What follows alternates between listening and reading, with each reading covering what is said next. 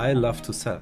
I love to go into a room. I love to convince people. I love to convince people from a concept, but then I love to see it working in the market. And this is really giving me joy. And if the numbers are down and then going up is great. If it goes down, I'm starting to question. So this is a very, very, I would say, honest answer. It's about selling something. No, I love it. To make it fly and to make it work. I love it because a lot of people still think that working in impact doesn't mean being aggressive with numbers. And actually, there's not a trade-off. You can be having a very positive impact in the world, but also be very aggressive with your sales and trying to grow fast. Project Eaden is one of Europe's most ambitious food tech companies, pioneering a new generation of plant-based meat. The founders joined forces around a shared conviction. The food system won't change unless we create products so good that consumers choose them effortlessly. With Project Eaden, they are proving that innovation at the intersection of science and sustainability can transform what we eat. Welcome to Reinventing Capitalism, the podcast where I, Claudia Thomas, decode the success of for-profit impact businesses through the stories of their founders. Our goal is to inspire you towards a purpose-driven career, because life's too short for boring jobs and soul-crushing corporations. Quick note before we get back to the episode. Just give me 30 seconds of your time. 2 things. The first is a huge thank you for listening and tuning into the show week after week. It means the world to me. And the second is that we are just getting started. If you enjoy what we do here, please join the 14% of people that listen to this podcast regularly and follow us on this app. I promise to do everything in my power to make this show as good as I can, now and into the future. Thank you. Thank you both for saying yes to my invite to the podcast. It's a different interview. We're here at Norsken. We have some amazing views in front of us. And it's the first interview that I'm doing to 2 guests. So let's see how that goes. And also, this particular topic is very close to my heart because my family business, it's in human food. It's in human food? Yes. What do they do? We feed people. We do broth, sauces, ready-made food, and like the concept of like making healthy food has always been in my family or in my trajectory, I guess. So I guess I wanted to start by understanding, what brought you to solving this challenge, because after all, it's the environmental impact of meat, and you guys are producing something completely new from scratch. So what was the moment of realization that brought you to wanting to solve this problem? Yeah, I think it started with, I would say, being very confused about the climate crisis and not knowing what to do. And I did a program called Terra.do. Not sure if you know it. It's an online-based format where I meet hundreds of people around the globe. And there was a very structured way of understanding drivers of climate change. And I was not aware of the impact that the food sector and especially animal agriculture has. And it was kind of shocking and at the same time interesting because I've been in consumer goods and retail for all my life, more or less. So making a positive impact in a sector that is consumer driven was and still is very attractive to me. And we were working on something else and then we started this discussion and David has a very big history in food. Yeah, it's true. Yeah, my grandparents are from France, so my mom is French, and my grandparents from France, they had a farm, and I think this is where I got to know how much you can indulge in food.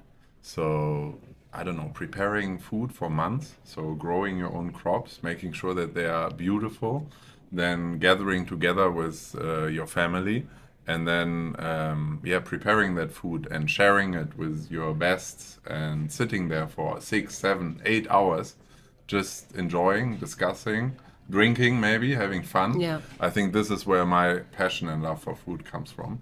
And then, later on, I always loved things that are beautiful, nice to touch somehow, and went into the world of textiles because it's a beautiful material. You can sculpt things out of it. You can design amazing, nice fashion pieces.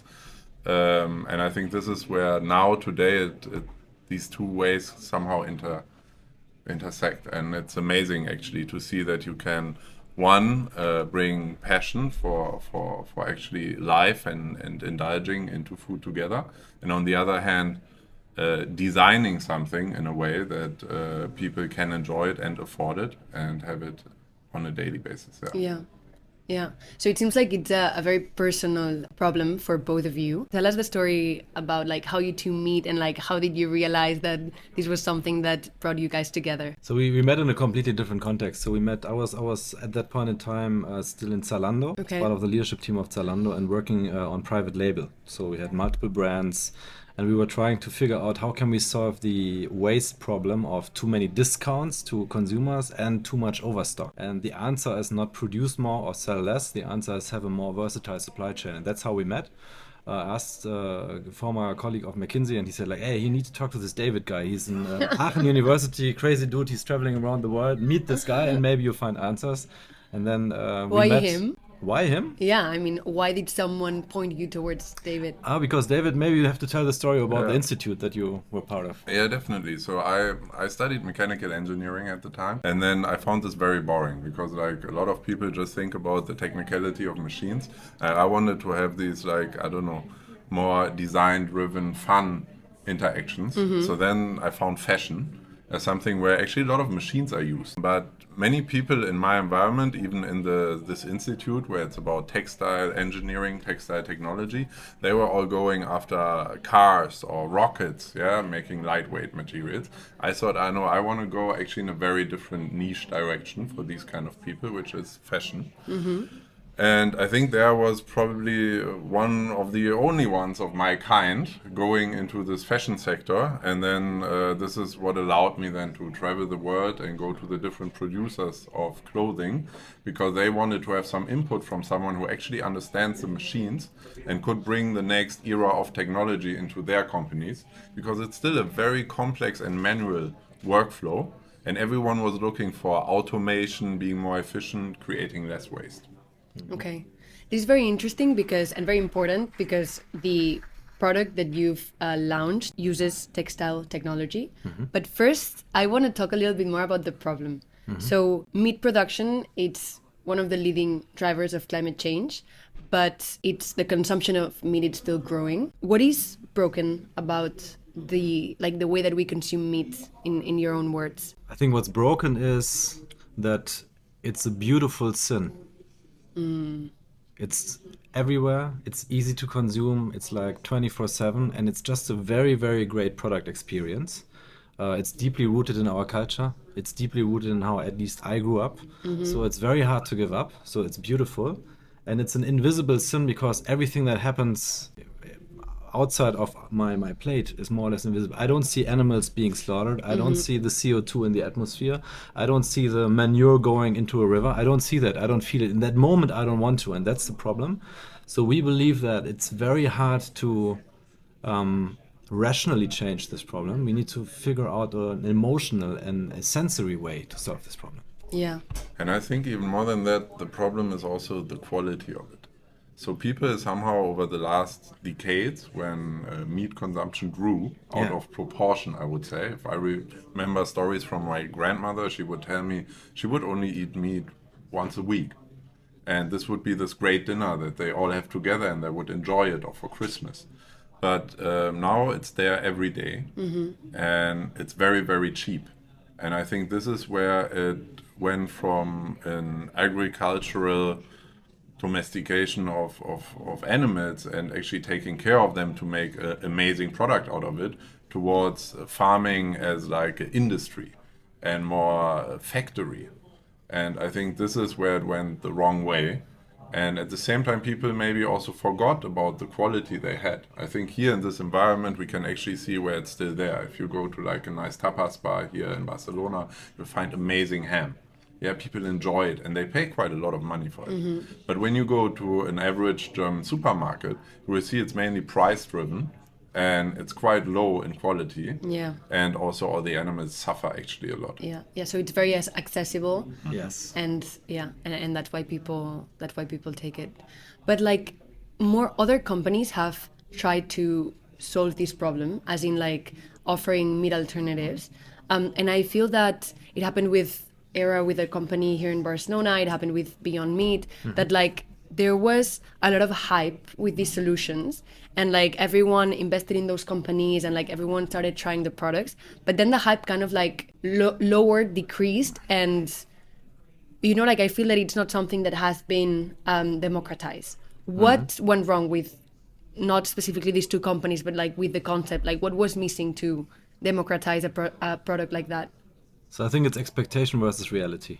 Yeah. Because if you don't meet the expectation in reality, Yeah. then you get disappointed. And I think that millions of consumers in Europe or the United States really got disappointed.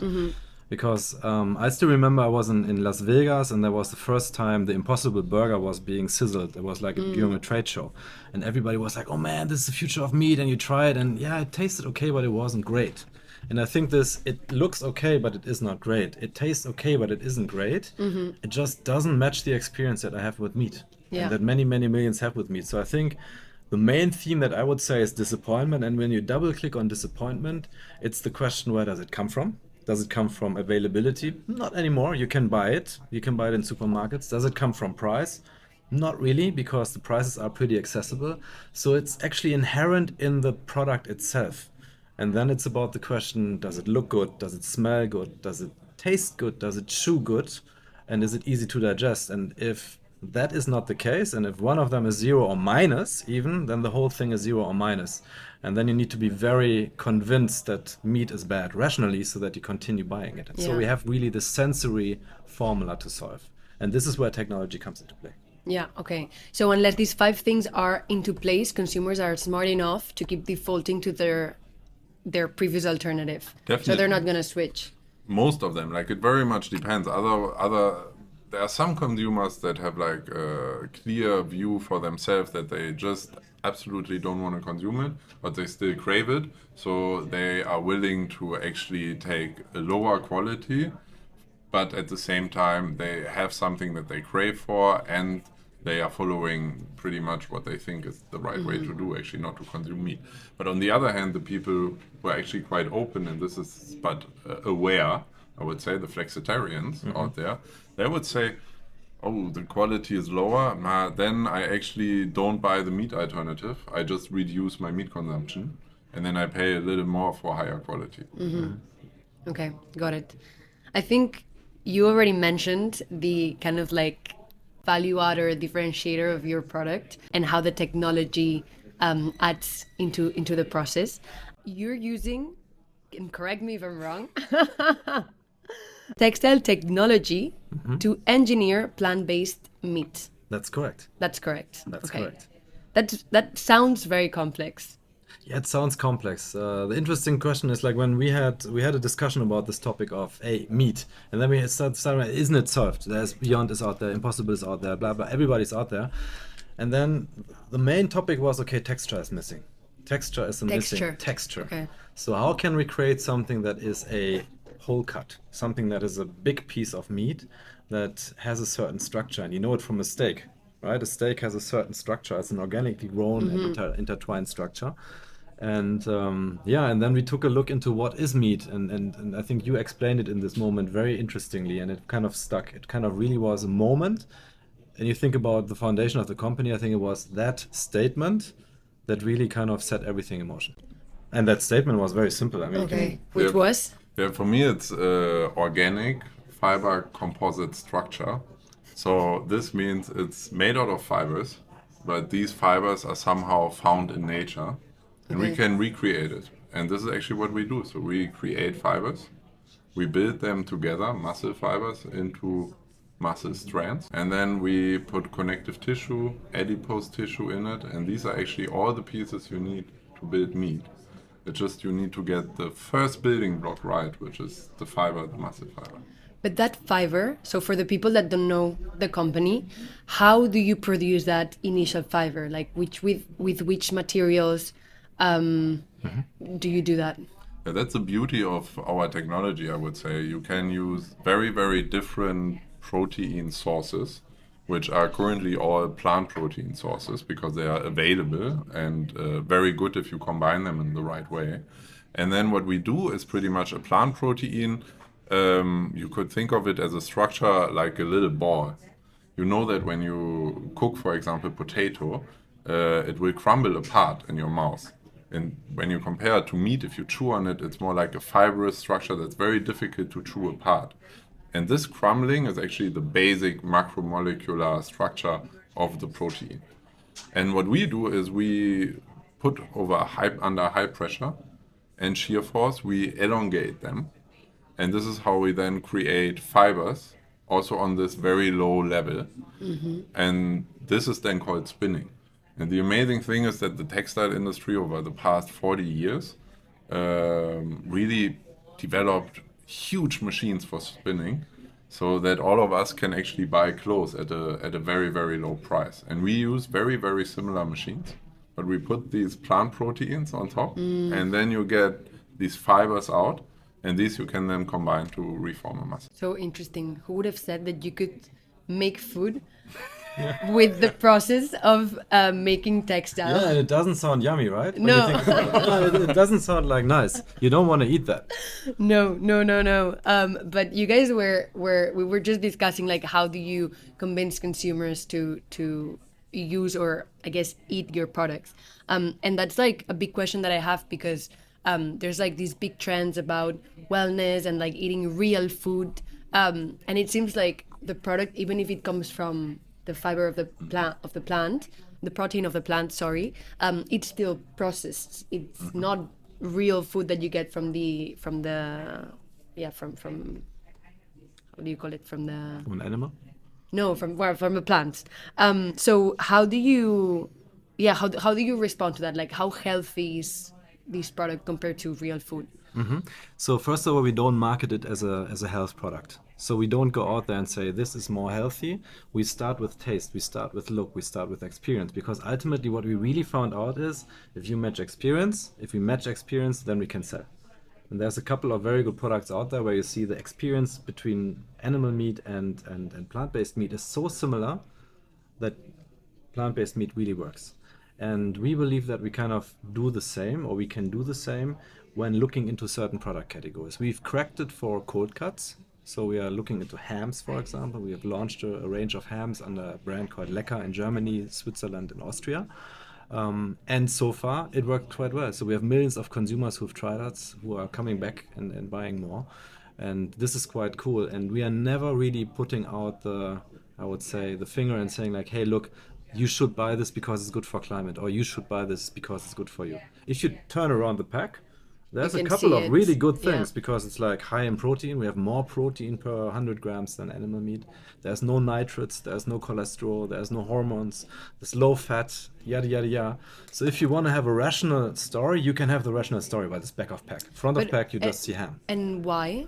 Why would you not use like all these big selling points to sell your product? Because we believe that rational arguments in the emotional world of food is applicable for a small segment of consumers, but not for the mainstream segment. And we need to touch not only the minds of mainstream, but the taste buds through the hearts of mainstream. And that's actually what our task is. Yeah.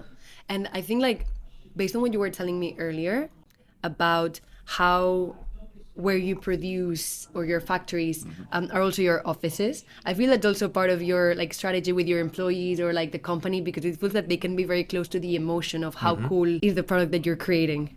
Yeah, definitely. So for us, it's very important to create an amazing like experience for the user. You could think of it now as like someone, I don't know, as It's like UX design. Yeah, UX design. So the first touch point typically is either in the supermarket or through advertisement. But we really believe it's in the supermarkets. So people go towards the shelf and then they need to see, wow, there's something new. And this is what we did for Lecker with a completely new brand design.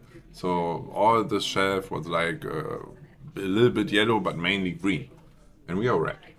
So first touch point, you see, cool, it's new. But when you look at the design, at least in Germany, it's very well known. Like this kind of design language, it's nothing that is completely unknown to you, just in this category. So you will buy it. And the next thing for us is really when you open the pack, it needs to smell like ham. Yeah. You don't want to open the pack and have like the experience of, oh no, this is artificial. Then when you look at it, it should also look like ham. So I don't want a perfectly round slice. I want a slice that reminds me of something very natural, yeah?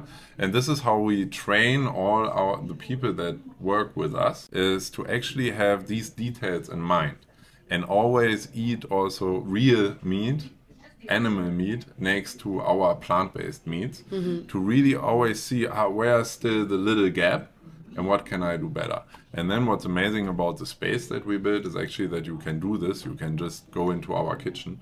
You can try your benchmark product, we call it, so the animal product, then you try our current product, and then you can reinvent a new material composition out of plant proteins and bring it next room onto our machine and create a product within some hours. What's the gap now between real meat and your guys' meat? There's still a gap. I would say there's still a gap. Where is the gap? Well, number one, there is certain topics of color that are very, very tricky for everybody who's trying to do plant-based meat, especially when you go into light colors. Because plant proteins inherently are grayish, brownish, yellowish. And you could technically use like the peroxide that you use for your hair to make it blonde. You could use it, but it's actually forbidden in food for good reasons. So you are working off a non-white base to create something that is, for example, in the case of pork ham, pinkish with a white tone.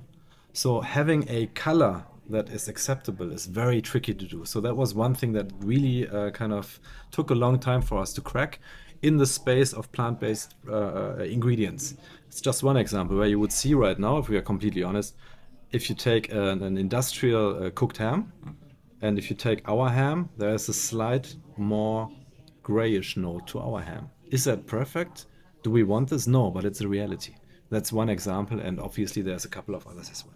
Yeah. And I think this color topic gives you actually a very good idea of where these nuances are. So if you think, and this is not yummy, but it's just a good comparison, if you think about what we are wearing here, we're all wearing white right now, but very white. It's very white, right?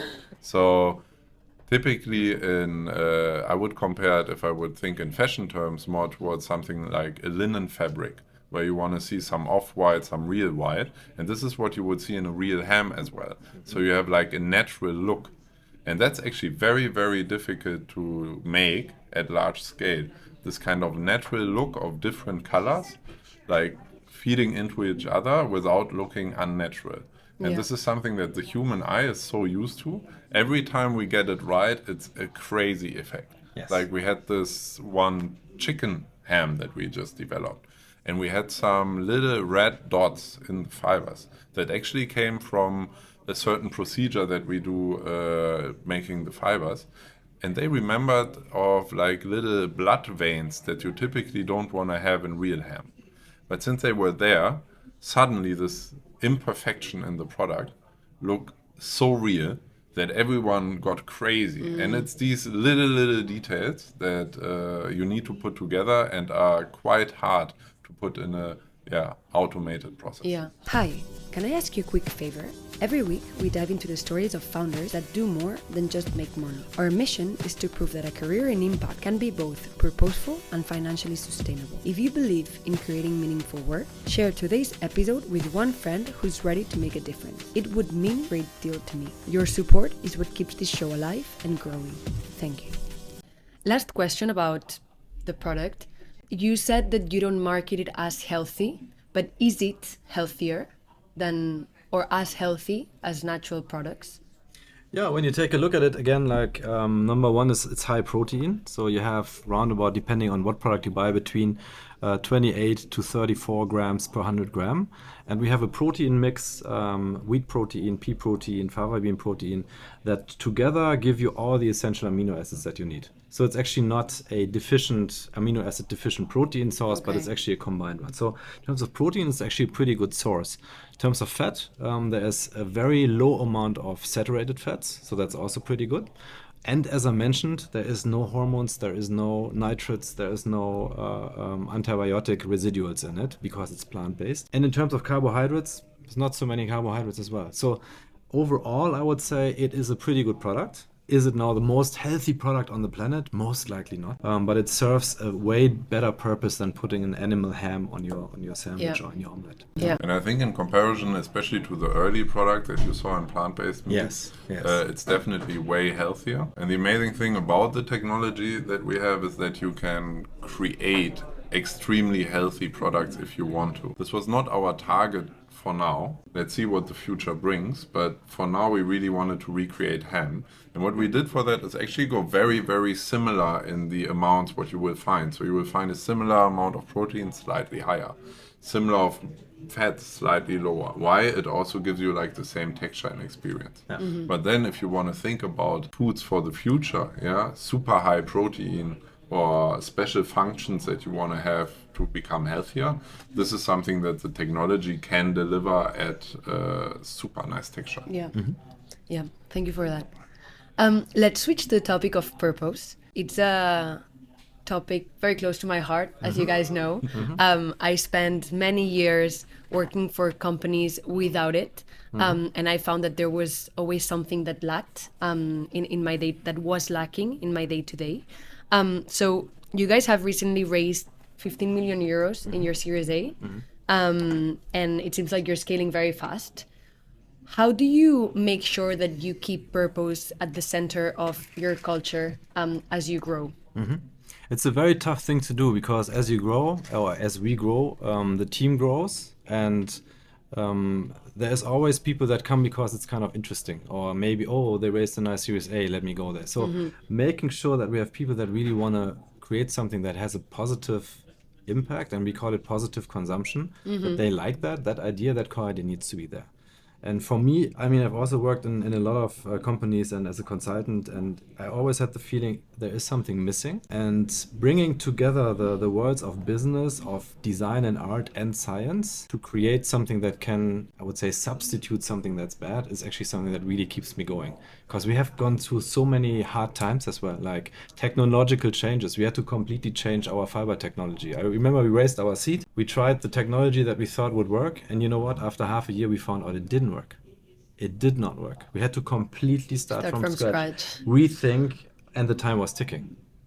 So these are moments where it's like very hard to give up. And the reason why I'm sticking to it is I think we have a wonderful chance here to build a really beautiful consumer experience that is substituting that is actually quite bad. And that just keeps me going, but also keeps many people from the team going. For me personally, I think it's also bringing really indulgent food to the supermarket shelves. Especially in Germany, I feel sometimes we don't have enough of that, especially not at affordable prices. And people got used to eat a lot of things where I, at least from what I know from home, is not so nice. And I think this is something that keeps me going, like bringing a little bit of this joy and actually really, really nice food to people. And at the same time knowing this can be a very profitable business. And it will solve big problems in this world if we get to this point. And also then, if you explain this to people, also butchers, they know and they love it. Like we also like to work with butchers and other craftsmen because we really value what they are doing. And I think in what I know from home, how my grandparents raised animals, I have nothing against that kind of agriculture. And I think there we can actually learn a lot from like hundreds of years of experience of these craftsmen. They don't feel threatened?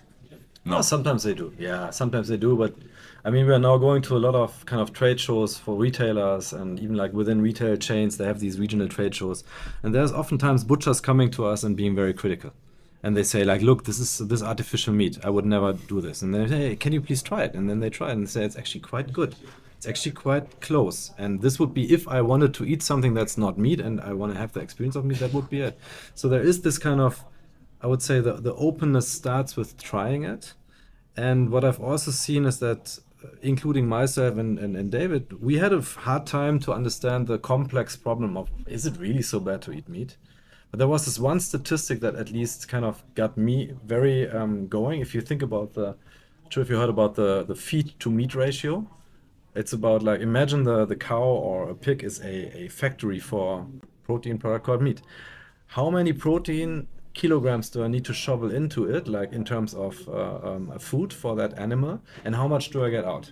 And it's a staggering number. For beef, it is actually, I give 100 kilograms of protein in to harvest 3 to 4 kilograms. And that number then suddenly makes clear, okay, 96 kilograms are going somewhere, and they're not going into this animal and not going out as protein.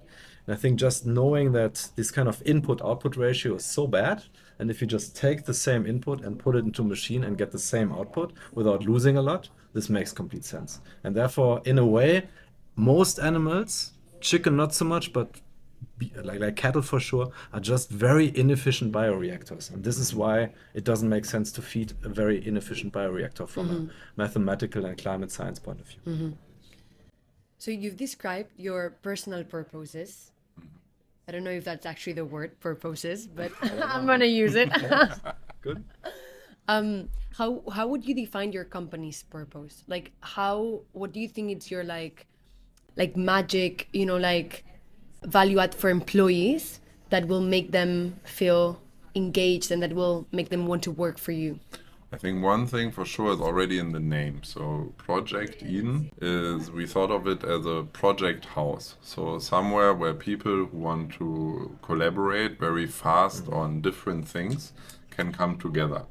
And this is the next word. I think collaboration is really at the core of what we do. And it's really needed because we believe, and this is why these people need to sit so close together and interact so much. It's about this whole user experience. So for us, we have people who come from the field of biotechnology. We have engineers who mainly work with machines. Then we have designers. We have people with more like economical background. And all of these people need to gather together to form like a kind of a project group and then come up with the next generation of product. And I think this is something where they feel, oh yeah, we are all aligned because we know if we get this done through positive consumption, we'll actually make this world a better place. And we will learn from each other and do really the best we can do. And I think this is something that a lot of the people, at least I, enjoy a lot because it brings you so many different views on the same problem and it's amazing. And it feels also like never ending. You can always discover like a new thing and always like have a new idea. And we would not stop anyone of pursuing amazing ideas. That's like the blessing and the curse of working for an early stage startup, that there's always so much to do. And if the leadership team, it's a good leadership team, it gives you the space to pursue these ideas. But that also comes at the cost of like working many long hours and having a lot of responsibility. And there are some immovable deadlines. I mean, let's Also, face it. We're now running a business, so there needs to be a delivery. Otherwise, we are gone. Exactly. So you need to work really fast. So considering all of that and how much time you invest in the project, what would you say that really motivate you guys when you're like pushing and you're like, what the fuck? Like I've been working for 16 hours. Like what's the inner drive? I mean, maybe it sounds quite simple, but sometimes it's very hard to think about all the abstract things like positive consumption and doing better and having a mathematical formula of an inefficient kettle standing somewhere. Sometimes it's just looking at sales numbers. I love to sell. I love to go into a room. I love to convince people. I love to convince people from a concept, but then I love to see it working in the market. And this is really giving me joy. And if the numbers are down and then going up is great. If it goes down, I'm starting to question. So this is a very, very, I would say, honest answer. It's about selling something. No, I love it. To make it fly and to make it work. I love it because a lot of people still think that working in impact doesn't mean being aggressive with numbers. And actually, there's not a trade-off. You can be having a very positive impact in the world, but also be very aggressive with your sales and trying to grow fast. And I think it's a very good answer actually to make a point. Okay. Yeah, for me, I think it's really about seeing that this kind of idea that we had is now transforming into a product that you can buy in the market. I mean, it's not an idea that we stole from somewhere, which is totally fine, where you go like to a university and maybe you see what's going on. No, it was our idea. And we built the first machine. And we fucked up the first machine. We built the second machine. We are still working and producing for thousands of supermarkets on the machines we built ourselves within the company. And it's a complete new technology. No one else has done this before like this. And seeing this at scale, like, gives me shivers. It's amazing. Like, I love it. And I want to see it everywhere in the world. Like, I want to see these huge manufacturing sites that I know from textile industry producing hundreds, thousands of tons of our material to make a real difference in the world. And this is actually what keeps me going all the time, when it's like not working, to go in and just make sure it works so that people see it can work, and then we can go on and grow bigger. So we're getting to the end of the interview. I guess I just want to end with a note on what does the future look like for you guys. So if you had to, like see yourself in 10 years, where do you see the company? What do you think that the company will have achieved? And what do you think, where do you think you'll be as founders? I see two things. One, it's scale. So let's see if we're lucky enough to scale, but we want to scale to a significantly larger size, and therefore our company will also change. But I see bigger scale, and I see even more interesting product. I think what we're doing right now is a starting point. It's like the simple bridge. Animal meat alternative, make it as close as possible, and then go from there. And I think this is currently the formula, but I already see that it's kind of getting a little lame, even though it makes total sense. But I think we need different anchors. We need to attract different motivations of consumers. So I see a different portfolio of products actually in the future. Yeah, for me as well. I think it's what I just described. Like, I would be amazed, I don't know, flying to Brazil or China or Indonesia, going to a supermarket and then, or 7-Eleven, and I see a product on the shelves that is enabled by our technology. I think this is something that always is very simple to imagine, but is so great. Like even today, when I go to a random Rewe store in Germany, and I know there's gonna be a product that we produce, I'm amazed. But seeing this on a global scale, is amazing for me. And then number two, definitely the products. I think there will be a time in the future where we will hand out technology to different people, playing around with it, and then seeing how these new products evolve from like very, very different backgrounds. If it's a craftsman who transforms his crops into an amazing product, or I don't know, a butcher creating the next amazing plant-based meat, or maybe someone who is completely crazy rethinking food, like Farhan Adria did it here in Spain. I think these are the things where I would say, wow, this would be amazing to look back and have seen, wow, this is what this technology developed into. Because what's the plan for this scalability? Is it to sell your own like the product through your own brand, or to sell your technology to other brands? So we believe there's a couple of there's an interesting company out there. It has started in a pharmacy. It is globally known for being one of the biggest refreshments companies in the world, and they're doing it quite interesting. So they have license business, and then they have bottlers. So they are separating heavy capex and heavy operations from intellectual property and recipes. And I think this is something where we believe we can get to, but we first of all have to do the whole chain. We have to prove that it works. We have to show people, hey, look, there's a brand, there's a product, millions of people buy it, it's growing, look here. Then it might be a way to franchise out what we do to other geographies and have technology partners that are then doing it, or using our technology to bring it to Latin America, to other countries. And I think this is what we see, but we need to do the proof point first, because otherwise nobody is going to license or invest. Totally, I agree.